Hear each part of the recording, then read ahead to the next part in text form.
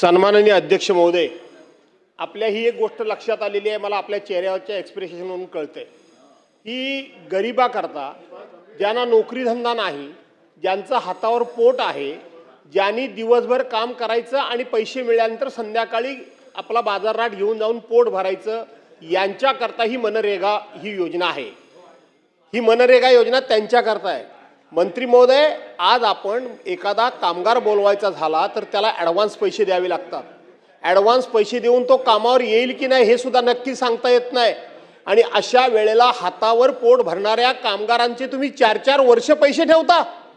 4-4 वर्षानंतर ते पैसे आल्यानंतर ते आता आले 26/2ला म्हणून त्याचं समर्थन आपण करता।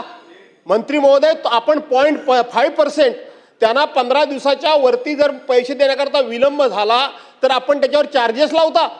मंत्री महोदय, हे आपल्याला योग्य वाटतं का? मंत्री म्हणून गोरगरिबाच्या कामाचे पैसे, गोरगरिबाच्या हातावर पोट चालणाऱ्या सर्वसामान्य माणसाचे पैसे तुम्ही सरकार म्हणून ठेवता आणि वरती फुशारक्या मारता मोठमोठ्या की आम्ही असं गरीबाचं पोट भरतो, आम्ही अशी गरीबाला मदत करतो, आम्ही तशी गरीबाला मदत करतो। आणि मनरेगा सारखी योजना की जिचं आता जी रामजी तुम्ही करून टाकलं, म्हणजे मला वाटतं जी रामजी म्हणजे जयराम श्रीरामच बहुतेक लोकांचं करायचं तुम्ही ठरवलेलं दिसतंय। जी रामजीच्या नावाखाली जयराम श्रीराम म्हणजे तुमच्या लक्षात आला असेल बावनकुळे साहेब। आणि म्हणून अध्यक्ष,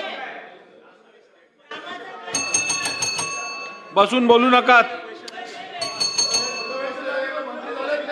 फरांदे ताई, बसा बसा बसा बसा। मॅडम ऐका, फरांदे ताई, ओ मॅडम, भास्करराव, तुमच्याकडून शिक्षण घेण्या इतपत माझी प्रज्ञा नाही। आपलं एवढी बुद्धिमत्ता आहे, आपली एवढी विद्वत्ता आहे, तर आपण दिलेलं शिक्षण मला परवडणार नाही। पहिल्या रांगेत बसलो म्हणजे पहिल्या रांगेचे अधिकार आले असं नव्हे। विद्वत्ता खूप तुम्ही जागेवर जाऊन बसा, याची मला पूर्ण जाणीव आहे।